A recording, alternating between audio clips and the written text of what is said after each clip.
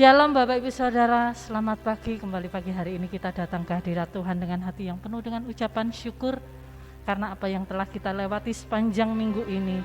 Hari demi hari Tuhan tetap memberikan kekuatan, Tuhan tetap menyatakan mujizatnya bagi kita, bahkan Tuhan menyatakan pemeliharaannya bagi setiap kita.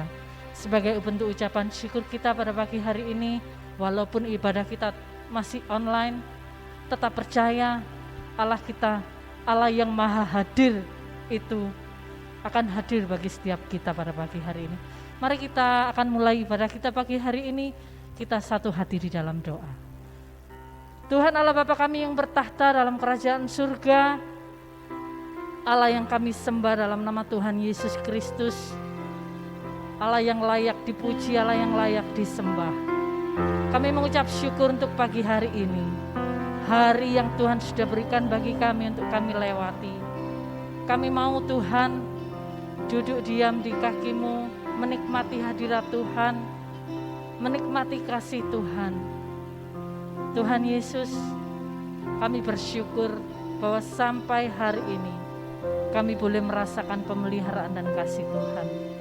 Bapa di surga, kami mau dengan segenap hati kami, segenap tubuh jiwa roh kami persembahkan kepadamu sebagai persembahan yang kudus dan yang berkenan kepadamu ya Tuhan. Karena kami tahu itu adalah ibadah kami yang sejati. Pagi hari ini Tuhan, kiranya Engkau menerima setiap pujian, penyembahan kami, bahkan persembahan kami, untuk kami naikkan kepadamu ya Tuhan. Dan kami juga mau firman Tuhan boleh mengubahkan seluruh kehidupan kami, cara pandang kami mengenai apa yang telah terjadi dalam hidup kami. Kami mau diteguhkan melalui kebenaran firman Tuhan. Terima kasih Bapa di surga. Jalannya ibadah mulai awal, pertengahan hingga akhirnya nanti kami serahkan dalam kuasa tangan. Demi nama Tuhan Yesus Kristus, kami siap beribadah. Haleluya. Amin.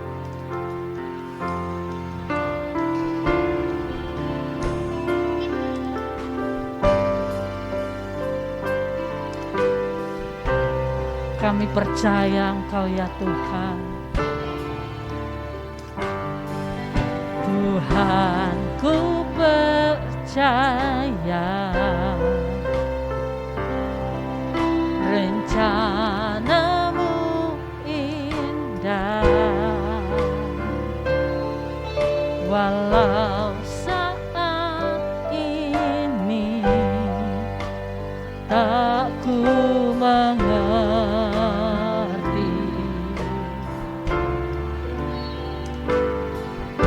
Engkau telah berfirman,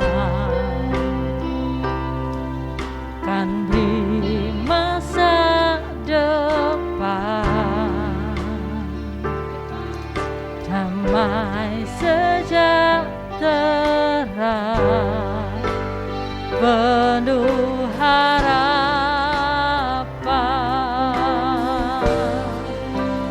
Ku tahu rencana-Mu indah bagiku.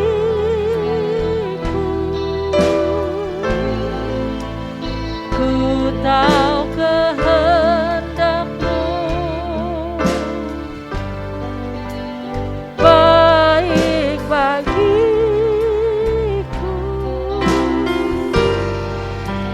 Ku tahu rancangan-Mu sempurna bagiku.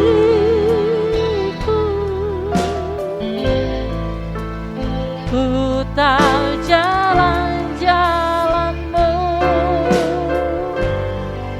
yang terbaik bagiku.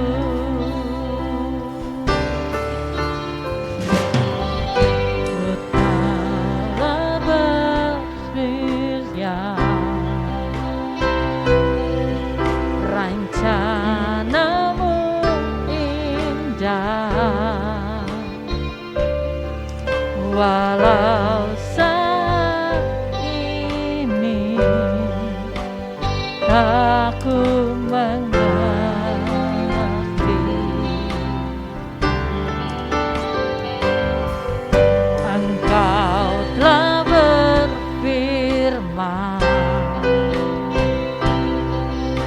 Tuhan di masa depan, damai sejahtera, penuh harapan.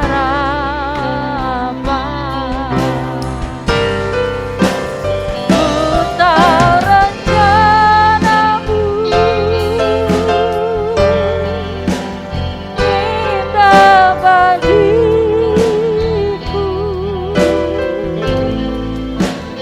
Ku tahu kehendak-Mu baik bagiku. Ku tahu rancangan-Mu sempurna bagiku. Ku tahu jalan-jalan-Mu yang terbaik bagiku. Ku tahu rencana-Mu baik bagiku. Ku tahu kehendak-Mu baik bagiku. Ku tahu rancangan-Mu sempurna bagiku. Ku tahu jalan-jalan-Mu yang terbaik bagiku. Ku tahu rencana-Mu indah bagiku. Ku tahu kehendak-Mu baik bagiku. Ku tahu rancangan-Mu sempurna bagiku. Ku tahu jalan-jalan-Mu yang terbaik bagiku. Ku tahu jalan-jalan-Mu yang terbaik bagiku. Ku tahu jalan-jalan-Mu yang terbaik bagiku.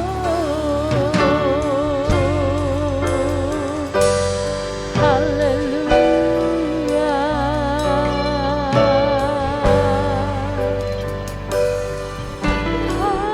Haleluya.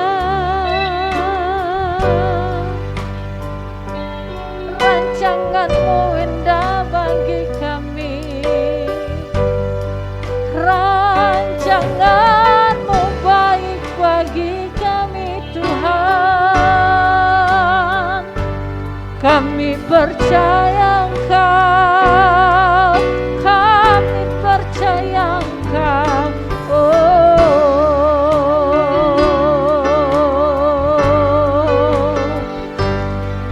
Kami yakin Engkau tolong kami.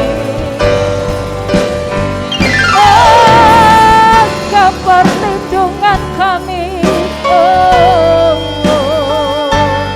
Engkau kubu perlindungan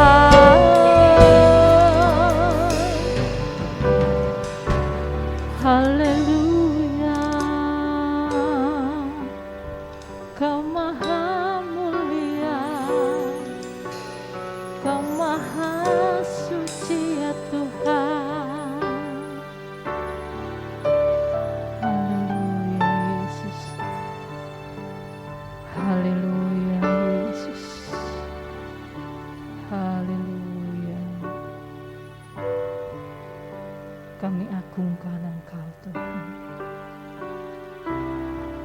Engkau Allah yang layak ditinggikan, diagungkan. Engkau Allah yang kudus. Kami bersyukur memiliki Allah yang seperti Engkau ya Tuhan. Haleluya.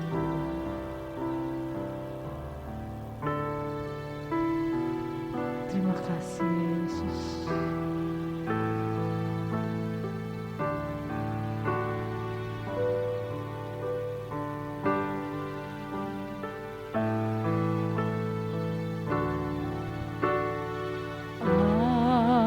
Allah yang suci,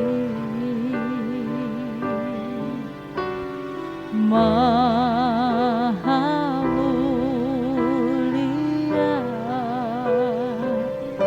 Kau disanjung sembah selamanya, surga bumi pun nyanyikan.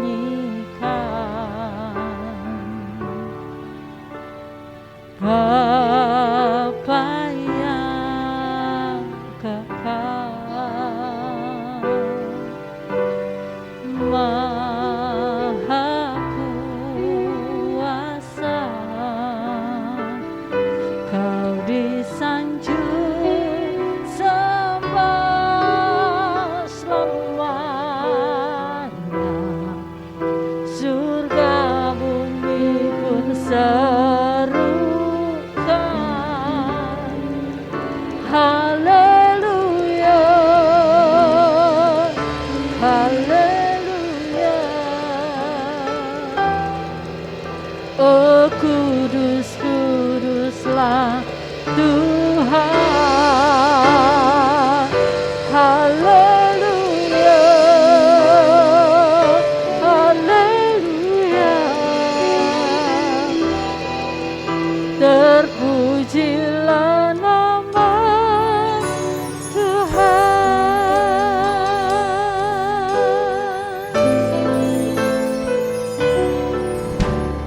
Allah yang suci,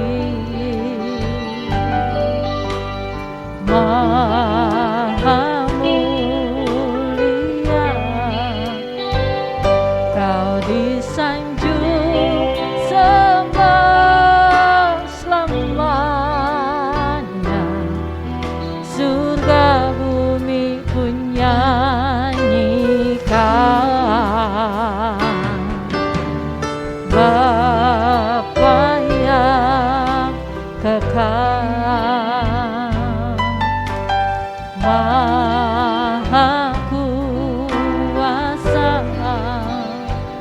Kau disanjung sembah selamanya, surga bumi pun serukan.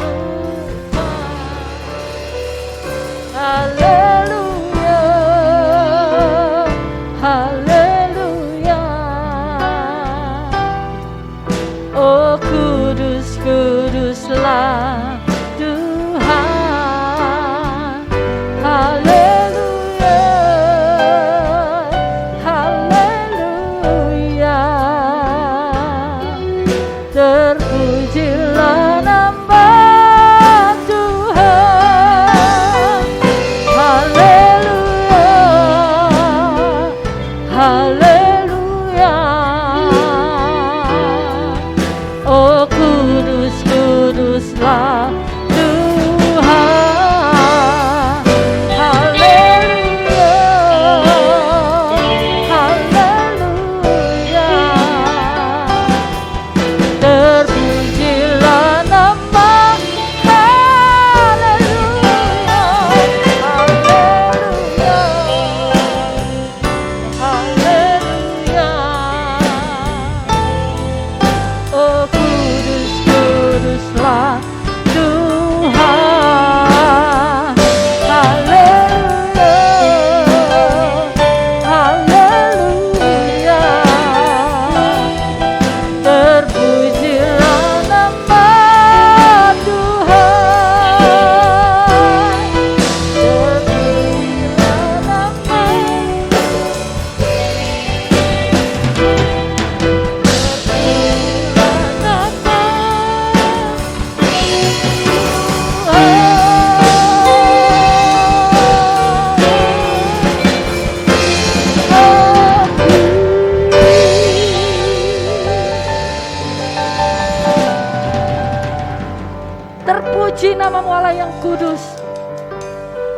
sanjung Engkau, kami tinggikan Engkau karena Engkau Allah yang layak.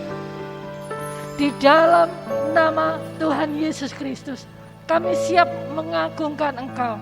Semua yang percaya mengasihi Tuhan sama-sama katakan amin. Sorak-sorai bagi Tuhan Allah kita. Haleluya. Yesuslah jalan kebenaran dan hidup, dan di situ ada sukacita Allah. Haleluya. Aku jalan kebenaran dan jalan kehidupan, itu yang Yesus katakan, dan ku percaya amin. Dalam namanya ada selamat dan kekal. Jalan kebenaran dan jalan kehidupan, itu yang Yesus katakan.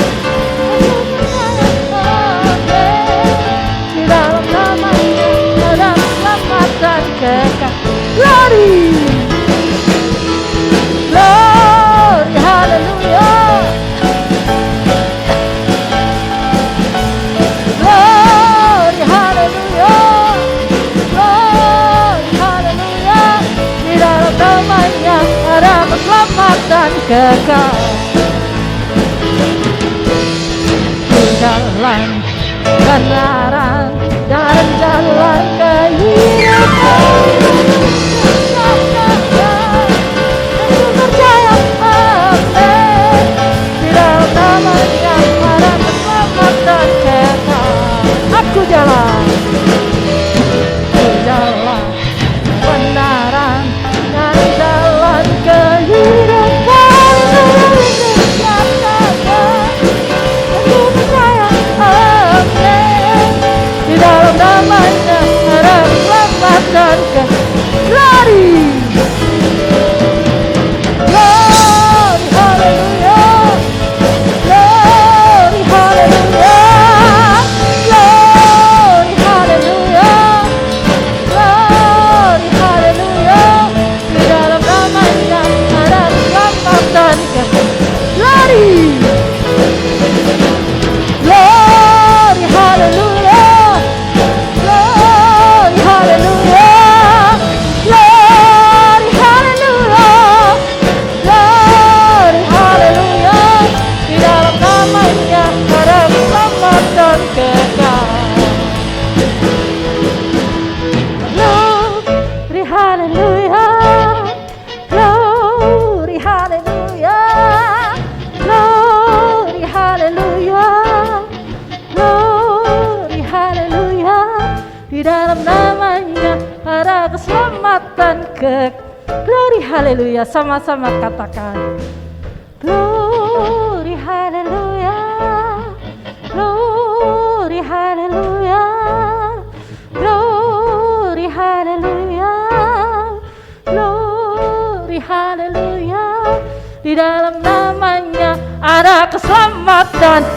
Glory, hallelujah, glory, hallelujah, glory, hallelujah, glory, hallelujah, glory, hallelujah. Di dalam namanya ada keselamatan kekal. Di dalam namanya ada keselamatan kekal. Di dalam namanya, di dalam nama Yesus ada keselamatan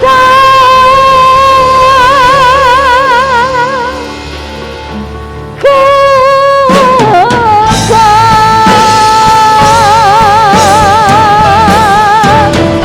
Haleluya, haleluya, haleluya, amin. Hanya di dalam Yesus ada keselamatan yang kekal Tuhan berikan bagi kita semua. Saatnya kita akan mendengarkan firman Tuhan. Kiranya firman Tuhan pagi hari ini memberikan kita kekuatan yang baru saat kita lemah, memberikan jalan keluar bagi kita saat kita mengalami jalan buntu. Bahkan firman Tuhan memberikan peneguhan dalam hidup kita saat kita mengalami setiap pergumulan. Mari Bapak Ibu Saudara, kita persiapkan seluruh hidup kita untuk firman Tuhan pada pagi hari ini. Haleluya.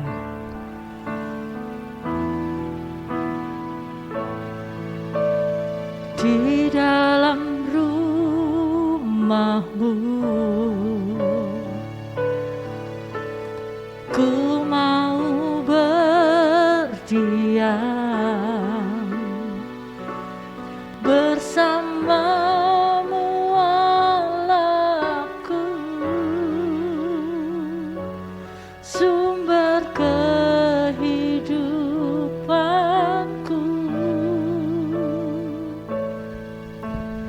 Duduk di kaki-Mu, ku mau mendengar suara-Mu Allahku, yang teduhkan jiwaku. Tiada yang lebih indah selain hadirat-Mu.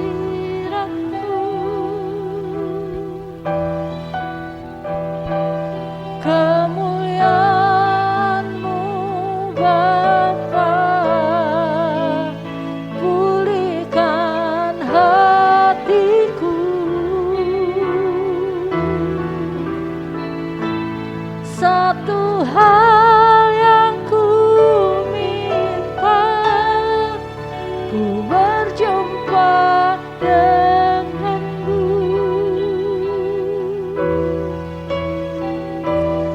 merasakan kasih-Mu di sepanjang hidupku.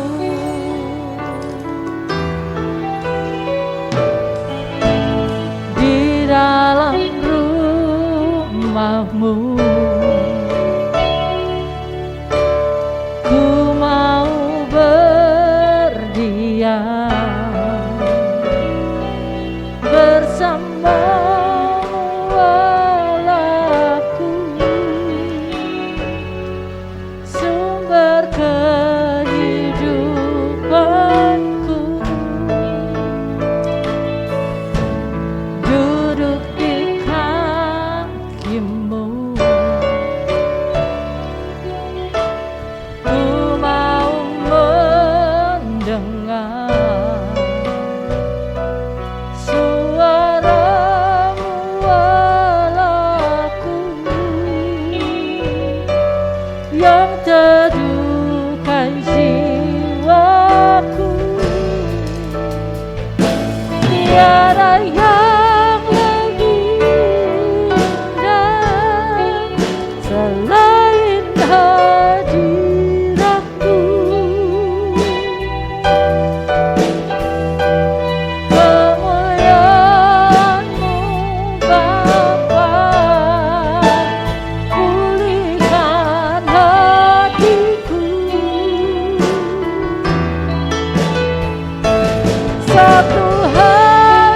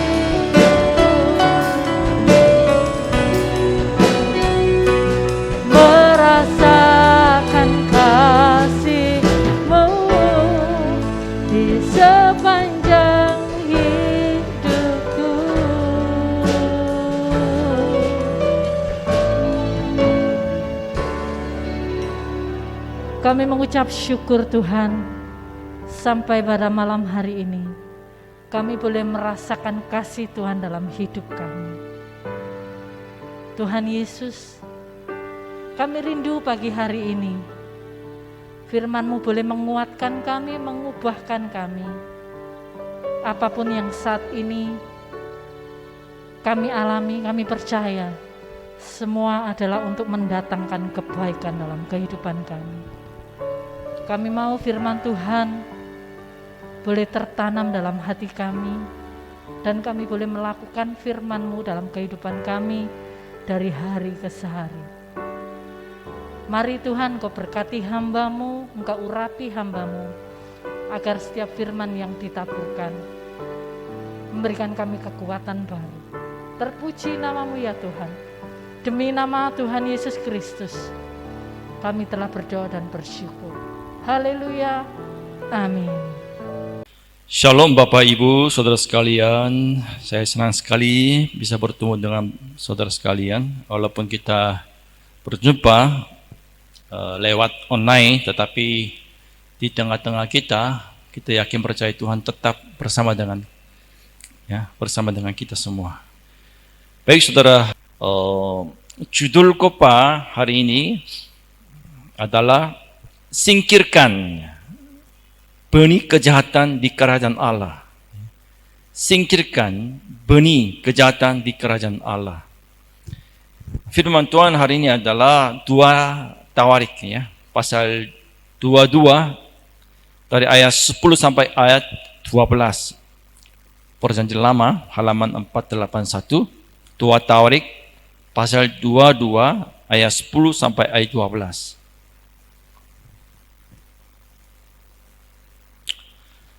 Baik saudara, saya akan baca pasal 22 ayat 10 ya. Ketika Atalia, ibu Ahazia, melihat bahwa anaknya sudah mati, maka bangkitlah ia membinasakan semua keturunan raja dari kaum Yehuda. Ayat 11. Tetapi Yosafat, anak perempuan raja, mengambil Yoas bin Ahazia, menculik dia dari tengah-tengah anak-anak raja yang hendak dibunuh itu, memasukkan dia dengan inang penyusunya ke dalam gudang tempat tidur. Demikianlah Yosafat, anak perempuan Raja Yoram, istri Imam Yoyada, ia adalah saudara perempuan Ahazia, menyembunyikan dia terhadap Atalia, sehingga ia tidak dibunuh Atalia. Ayat 12, maka tinggallah Yoas 6 tahun lamanya bersama-sama mereka dengan bersembunyi di rumah Allah, sementara Atalia memerintah negeri. Saudara, orang-orang berkata begini, di dunia ini ada 2 pihak, yang satu adalah yang baik, kemudian yang jahat ya. Yang baik, yang jahat nih. Dalam konteks Alkitab juga saudara, dunia ini kita bisa membedakan 2, yaitu kerajaan Allah dan kerajaan setan. Tujuan Allah adalah menyelamatkan manusia dari dosa, tapi tujuan setan adalah bagaimana menggagalkan program Allah, membinasakan manusia ya, yang diciptakan sesuai dengan gambar Allah ya. Saudara, Allah melibatkan diri di dalam sejarah dunia. Allah yang begitu luas, Allah yang tidak bisa dihitung ya oleh pikiran manusia. Mengapa? Karena manusia belum pernah melihat Allah secara langsung. Allah adalah cahaya. Hanya itu saja. Tidak ada orang datang kepada Allah pasti akan mati. Tidak ada ya, tidak ada. Tetapi saudara, Allah melibatkan diri di dalam sejarah dunia kan? Yaitu Yesus Kristus menjadi manusia ya, untuk menyelamatkan manusia yang jatuh dalam dosa. Allah melibatkan diri di dalam sejarah Israel.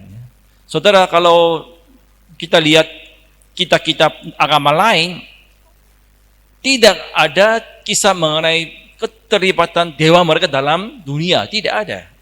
Cerita dongengnya, tidak ada. Allah memilih Abraham Kemudian ada suatu covenant, perjanjian dengan Abraham. Allah ingin memberkati seluruh umat manusia melalui siapa? Abraham. Nanti Abraham ini adalah nenek moyang orang Israel yang pertama kali. Kemudian saya nggak cerita banyak dalam Kejadian bagaimana anak-anak cucu-cucu Abraham pindah ke Mesir. Ya, di situ 400 tahun lebih menderita. Lalu ini dibawa oleh siapa? Oleh Musa.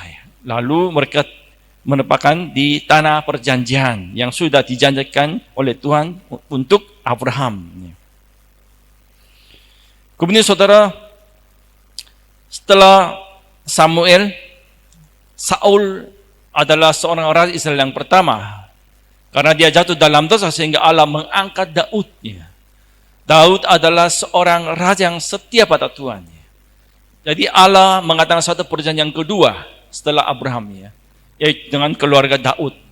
Allah akan punya rencana untuk Mesias melalui keturunan Daud. Ini merupakan suatu perjanjian luar biasa, luar biasa. Sekarang kita tahu Yesus datang melalui apa?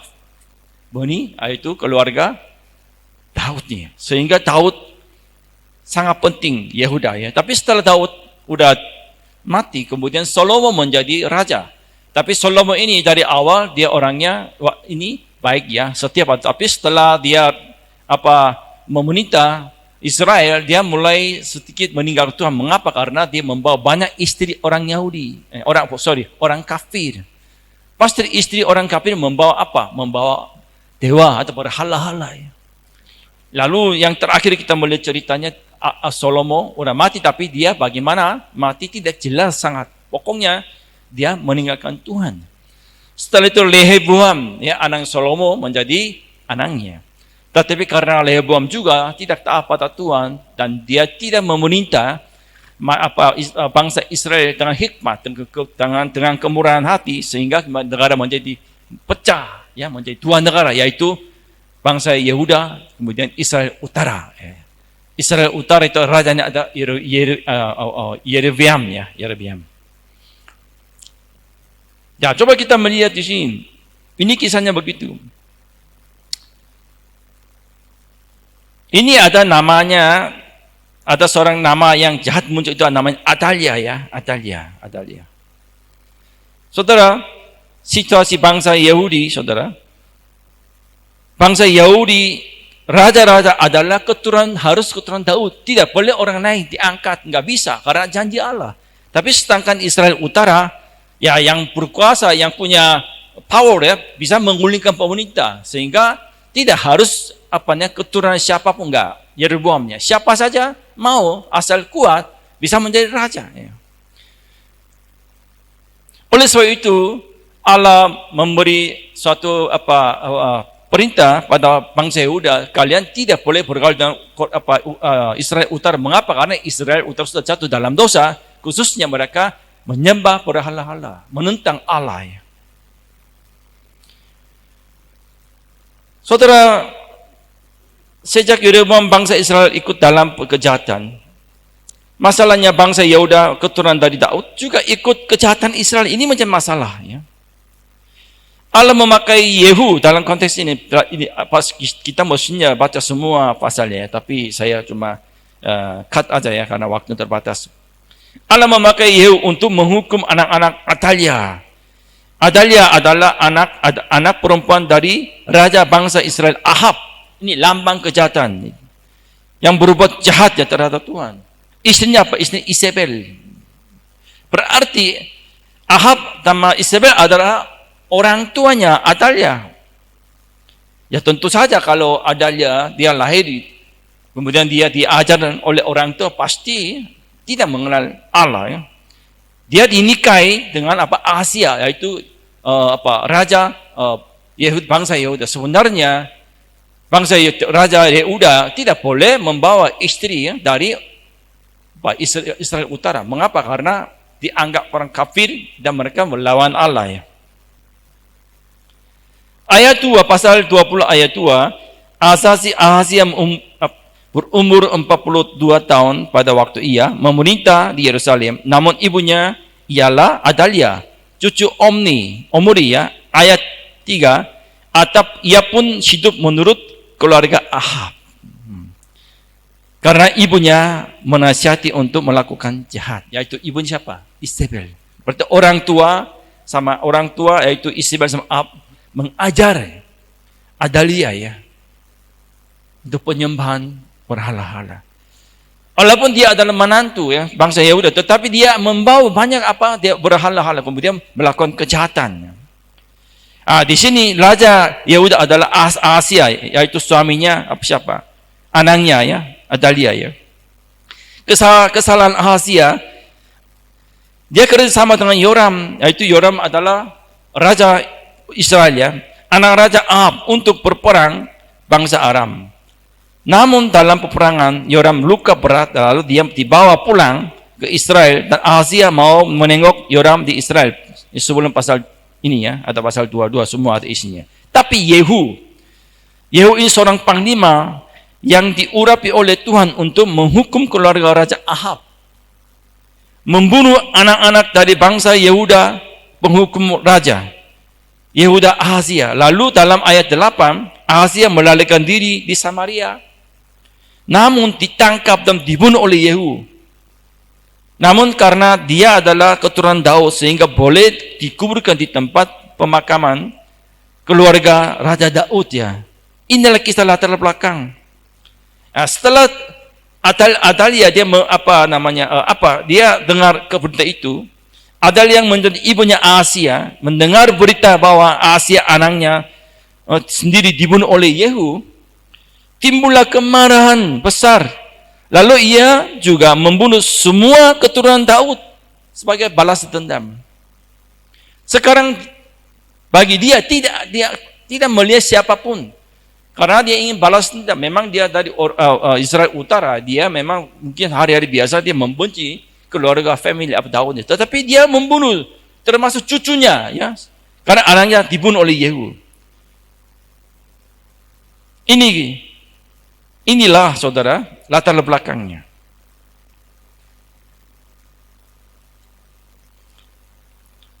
Saudara, dalam krisis bangsa Yehuda adalah Adalia ingin memusnahkan keturunan Daud. Dalam sejarah Israel, bangsa Israel sering menghadapi krisis. Mengapa? Karena ada negara-negara bangsa yang ingin membinasakan Israel ya. Ini adalah, kalau cerita yang tadi itu adalah di luar Israel, tapi ini terjadi di dalamnya, di dalam bangsa Yahudi. Ini sangat serius. Saudara, melalui ini kita bisa mendapat pelajaran penting adalah tujuan kejahatan adalah menggagalkan rencana penebusan Tuhan. Ayat 10 coba lihat. Ketika Adalia ibu Ahasia melihat bahwa anaknya sudah mati, maka bangkitlah ia membinasakan semua keturunan Raja siapa? Raja dari kaum Yahudi. Itu Raja Daud. Dia udah jengkel. Kalau bahasa Korea ya, membinasakan ini artinya apa? Mengeringkan benih misalnya. Satu benih pun, biji pun nggak boleh diinjak, dia habis total. Kalau zaman dulu, kerajaan-kerajaan zaman dulu, kalau ada seorang raja baru ya, menggulingkan pemerintah baru, kemudian dia menjadi raja, salah satu tindakan apa yang paling penting? Membunuh semua keturunan, family, anak-anak semua dibunuh supaya tidak bisa berkuasa lagi. Begitulah. Ini sama seperti ini.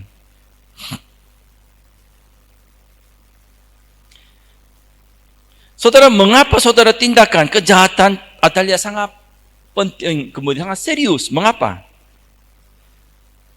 Karena apa? Karena apa? Rencana penebusan Allah untuk seluruh umat manusia melalui sejarah Israel, khususnya keturunan Daud. Mesias akan lahir melalui keturunan Daud.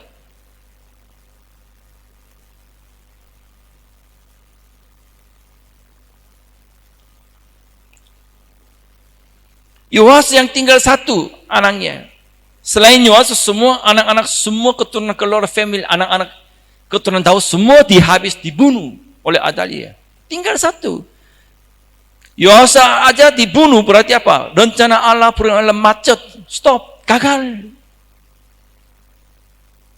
Kalau kita membaca firman itu, ini suatu kisah yang pembunuhan yang terjadi dalam kerajaan sebuah negara. Bukan itu. Kita melihat secara Israel dengan mata penembusannya Allah. Allah memilih bangsa Israel. Allah memilih keluarga Daud. Ya. Kemudian Allah ingin menyelamatkan manusia dosa yang jatuh dalam dosa melalui keturunan Daud, yaitu Mesias Yesus Kristus.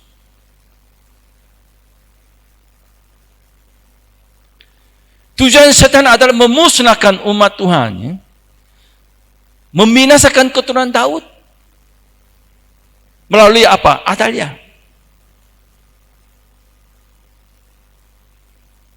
Sekarang bangsa Yehuda menghadapi krisis. Tinggal satu Yoas dibunuh, habis total. Nanti rajanya dari mana? Tiba-tiba bangkit, angkat orang lain, nggak bisa. Ini nggak bisa. Karena mereka sudah tahu Allah sudah memberi satu perjanjian yang penting terhadap Daud nih. Mereka diberi satu tugas untuk meneruskan tugas rencana Allah. Memang pada zaman dulu mereka tidak tahu Mesias akan lahir melalui Daud, saya nggak tahu. Pokoknya mereka tahu bangsa Yehuda harus diperintah oleh keturunan Daud.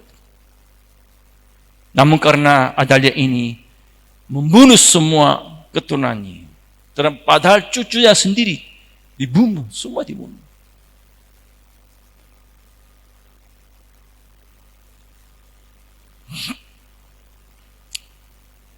Saudara, saya mengajar secara gereja ya, secara misi juga melihat ada upaya-upaya seorang raja yang jahat ya dalam setiap periode sejarah Israel mencoba untuk memusnahkan orang Israel.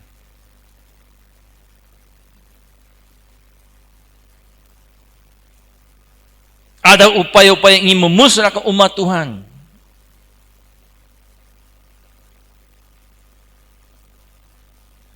Ingin memusnahkan identitas gereja Tuhan, memusnahkan identitas umat Tuhan, memusnahkan ibadah, memusnahkan nilai-nilai kekristenan.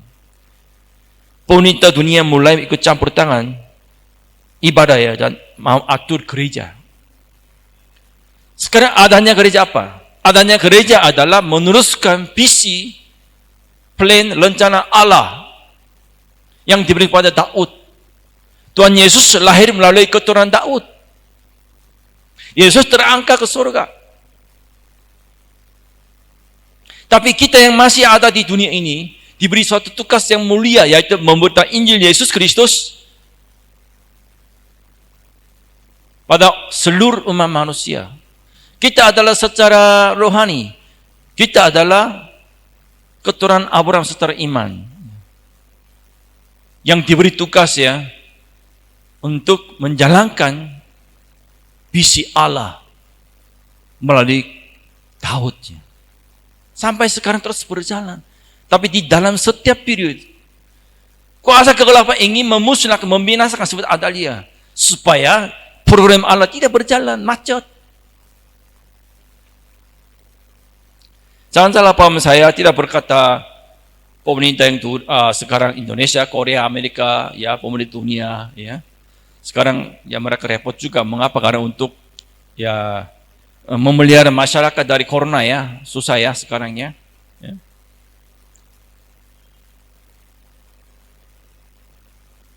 Ya kita harus menjaga protokol yang ketat ya. Kita harus taat pada aturan pemerintah juga.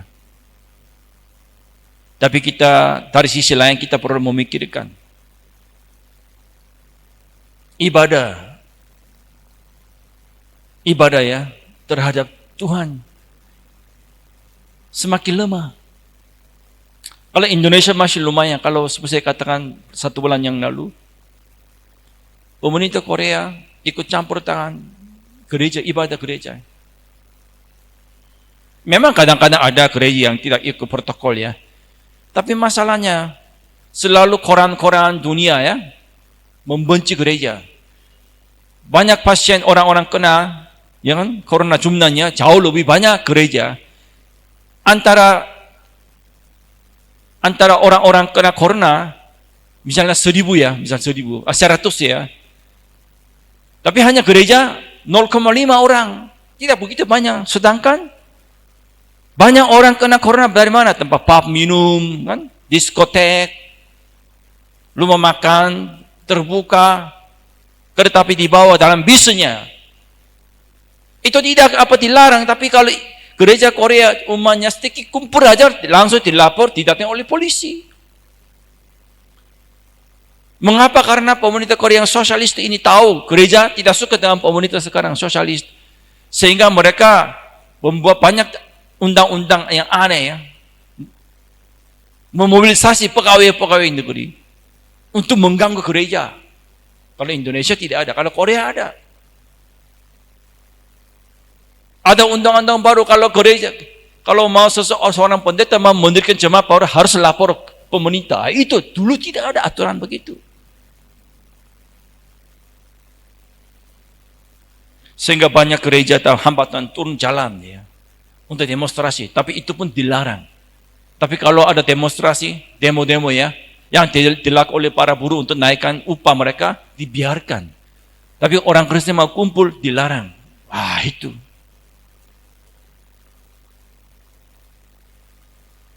Gereja Korea yang begitu bertumbuh, sekarang udah stop macet karena corona ini. Gereja Korea mengutus banyak utusan Injil seluruh dunia, Indonesia juga ya. Kalau jemaat tidak ada, dilarang ibadah terus, nanti gimana? Anggaran gereja kurang, ya. Bantuan, sponsor pada misi putus. Akhirnya gimana? Hamba-hamba Tuhan, yaitu misi-misi seluruh Korea, diutus oleh gereja Korea seluruh dunia, dipulangkan karena tidak ada dana.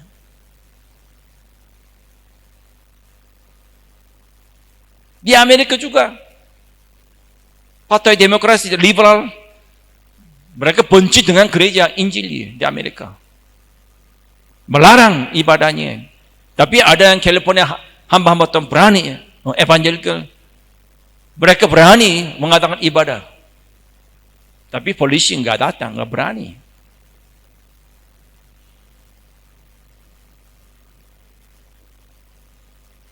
Saudara, itu mertua saya seorang hamba Tuhan figur. Ya. Waktu beliau pada waktu jemaat menjadi 7.000 orang, dia mundur, sudah pensiun, umur 70 tahun. Kemudian ada penggantinya, pendeta masuk, dia mulai nakal, bikin kacau. Gereja namanya Andokia yang pernah dilayani oleh mertua saya, anggaran 70% dipakai untuk penginjilan sedunia, murni. Kemudian setelah mertua saya mundur, pendeta yang kedua, dia bikin kacau, mengurangi dana. Sekarang dia udah mundur, sekarang pendeta yang ketiga ini betul-betul ingin gimana? Memutuskan dengan hubungan dengan badamis kami. Tidak mau menolong. Hanya ingin gimana ya? Memakai uangnya, uang gereja untuk dirinya sendiri. Bangun gereja, kebutuhan gereja, tapi tidak mau melaksanakan visi, yaitu visi apa? Pemberitaan Injil Yesus Kristus. Amanah agung Tuhan Yesus Kristus. Itu macet. Bentuk adanya yang pernah nampak dalam perjanjian lama, tetap nampak zaman ini juga. Hanya kondisi yang berbeda. Tidak membunuh hamba Tuhan jemaah secara langsung fisikal, tetapi membawa banyak pikiran ideisme, ajaran liberalisme, sekularisme. Hamba-hamba Tuhan tidak pernah belajar mengenai amanah Tuhan Yesus Kristus. Mengembalakan jemaat, melarang gereja, menstopkan gereja melaksanakan tugas penginjilan sedunia. Gereja diberi tugas oleh Tuhan Yesus PI sedunia, tetapi ada orang oknum tertentu menghalanginya, membinasakan semua keturunan Daud. Sekarang zaman ini terjadi. Yang kena itu gereja mertua saya yang begitu terkenal, gereja Antioquia ya, terkenal. Kuasa kegelapan tujuannya apa? Memacetkan, menstopkan, menghalangi tugas penginjilan yang harus dilakukan oleh gereja Tuhan zaman ini. Dengan berbagai macam cara, alasan. Sekolah kami STI Surabaya dan seluruh Indonesia adalah satu visi ya. Mendirikan jemaat. Yaitu mendirikan jemaat artinya apa? Memenangkan jiwa. Dr. Chris Marantika pendiri sudah dipanggil oleh Tuhan. Waktu saya sampai Jonathan melayani di Surabaya, Jogja sambil kuliah, kami semangat sekali. Pada hari weekend semua mahasiswa berangkat masing-masing. Jalan kaki, naik sepeda atau naik bis apapun. Di desa di mana-mana. Walaupun saya orang asing, saya juga ikut karena saya senang walaupun tidak begitu bagus ya kalau menginap tinggal di desa, ya kan? Bagi orang asing susah gitu. Tapi saya senang. Mengapa? Karena visinya jelas. Mendirikan jemaat ya. Tapi masalahnya setelah Dr. Chris Marantika dipanggil, ada pemimpin-pemimpin generasi baru ya bawa ide, ya memang ide katanya yang menegaskan visi yang generasi pertama tidak sesuai dengan konteks zaman ini. Alasannya begitu. Mahasiswa sekarang nggak bisa pelayanan karena banyak tantangan. Alasan begini. Saya tidak tahu seluruh Indonesia ST mahasiswa apakah visi satu-satu berjalan. Semua mahasiswa tersebar untuk memenangkan jiwa 15 orang. Saya tidak tahu.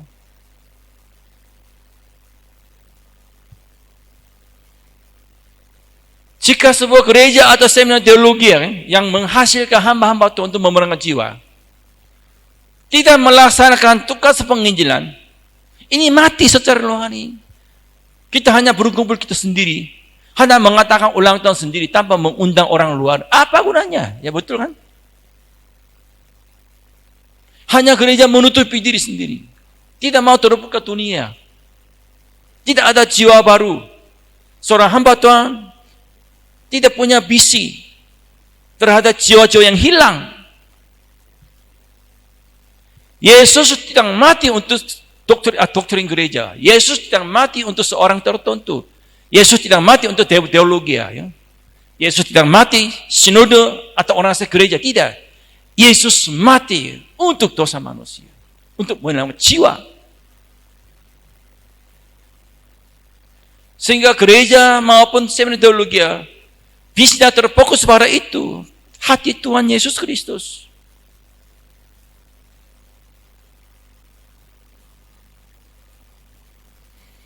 Sekarang gereja mertuanya sudah tidak ada harapan.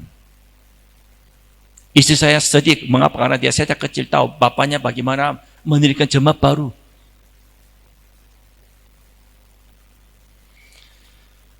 Saudara kita jangan merasa aman gitu ya. Dunia sekarang berubah, semakin menjadi gereja sekularisme. Ajaran liberalisme. Teologi liberalisme yang tidak menegaskan penginjilan. Hanya manajemen ya, gereja aja, struktur gereja, organisasi gereja. Tanpa melihat sekarang jiwa-jiwa yang sedang masuk ke neraka.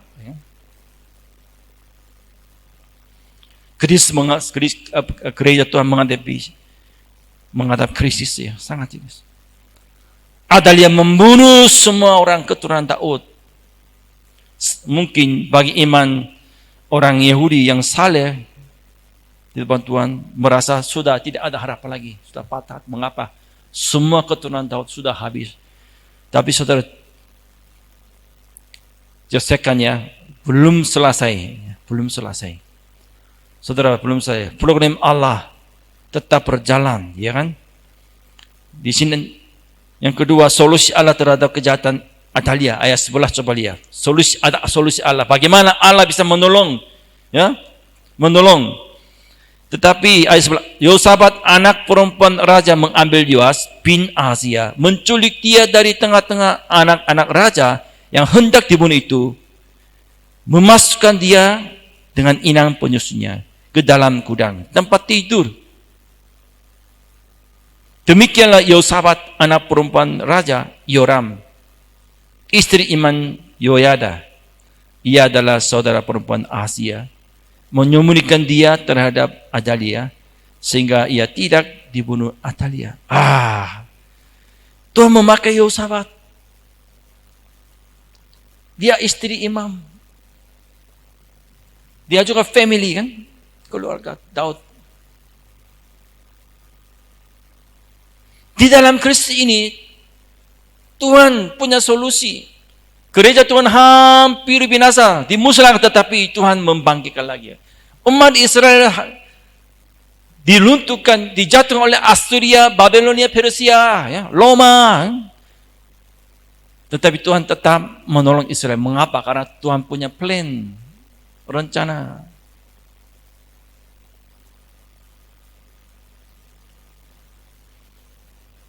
Yosafat menyembunyikan Yoas yang keturunan satu-satunya yang tinggal satu-satunya ini. Saudara, Allah senantiasa melindungi keturunan Daud dalam sejarah. Walaupun kadang-kadang ada raja-raja yang jahat ya, berdosa pada Tuhan, tetapi karena janji Allah terhadap Daud sehingga Allah melindungi, meneruskan programnya. Allah menggagalkan rencana kuasa gelap yang selalu mencoba untuk memusnahkan program Allah. Untuk itu Allah memakai semua situasi dan kondisi termasuk manusia untuk menyelamatkan umat Tuhan. Gereja Tuhan hampir dimusnahkan, dihabis total pada zaman Kejayaan Roma, bahkan sampai sekarang ya. Sekarang. Tolong doakan, kemarin Taliban Afghanistan sudah menguasai ya semua negara ya. Kabul jatuh. Kemarin ada organisasi pada misi yang memberi pokok doa 260 misi yang melayani sebuah kota, saya lupa nama itu, kota banyak orang Kristennya, ditangkap oleh orang Taliban. Ya. Tinggal hukum mati. Sekarang saya baru kemarin baca, itu tersebar seluruh gereja di mana-mana. 260 misionaris yang pernah melayani di Afghanistan sebelum jatuh ya pada tangan Taliban ditangkap. Kalau Afghanistan, kalau ada misi asing datang, ditangkap ya dibunuh. Apalagi Taliban ya.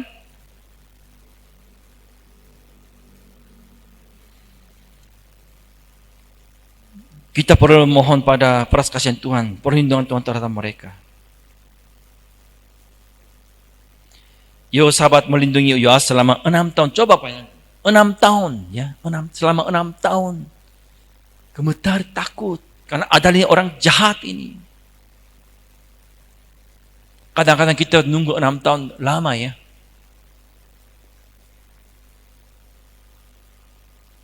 Tapi Tuhan menolong.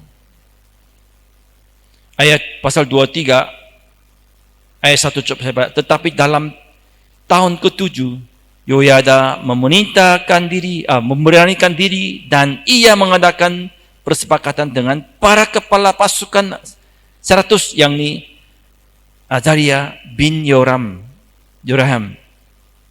Ismail bin Yonan, Azaria bin Obed, Masaya bin Adaya, dan Elisafat bin Zikri. Kumpulkan untuk menggulingkan Adalia. Akibat kejahatan Adalia, pasal 23 ayat 21 nanti. Bersukacitalah seluruh layak negeri dan amanlah kota itu setelah Adalia mati dibunuh dengan pedangnya. Allah tidak membiarkan kejahatan Adalia. Dibunuh, dihukum.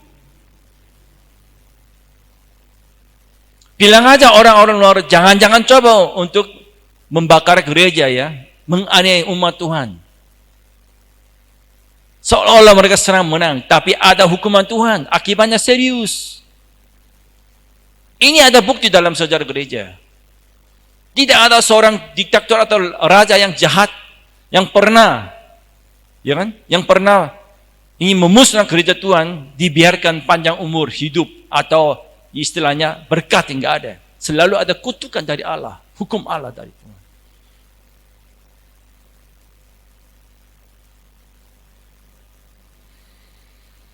Dan ketujuh Adalia jatuh ya, dibunuh oleh orang-orang berani yang saleh pada Allah. Allah memusnahkan. Adalia membawa patung-patungnya dewa ke Yerusalem, menggantikan posisi Allah dengan berhala-hala. Kejahatan Adalia diberhentikan oleh Tuhan. Oleh sebab itu, program Allah tidak bisa dihadangi oleh kunci apapun, oleh siapapun. Mengapa? Karena Allah punya suatu tujuan, yaitu menyelamatkan kita semua. Gereja Tuhan sekarang melaksanakan tugas itu sampai Tuhan Yesus datang. Kadang-kadang kita menghadapi masalah ya, banyak tantangan, krisis. Ini termasuk sekarang zaman apa? Corona ya. Jangan khawatir. Di dalam gereja ada masalah ekonomi, masalah anak dan sebagainya. Kuasa kegelapan ingin melemahkan iman kita ya terhadap Tuhan. Ingin memusnahkan iman ya, benih iman yang dalam hati kita. Ingin menghabiskan semua, membinasakan iman kita ya. Tapi jangan mundur. Jangan takut, mengapa? Tangan Tuhan selalu menjaga kita semua. Ini Alkitab hari ini, nas ini, kasus Adalia ini membuktikan bahwa Allah adalah Allah yang hidup. Orang-orang yang melawan gereja Tuhan akan binasa, ya, akan dihukum oleh Tuhan. Ini bukti. Kita maju terus, jangan mundur dari ibadah. Memang kita tetap protokol ya, tapi jangan dikuasai oleh apa suasana corona. Aduh takut, ya kan? Perlu hati-hati, tapi jangan terlalu sampai kita ketakutannya kita menguasai iman kita. Jangan mundur gitu, jangan. Jangan bilang, online ibadah aja lah terus, nggak usah datang gereja. Itu jangan. Ini cuma bersifat sebentar. Ini temporary. Kita berdoa supaya suasana pulih, sehingga kita semua datang ke gereja untuk beribadah. Beribadah. Kita maju terus. Mari kita berdoa sama-sama.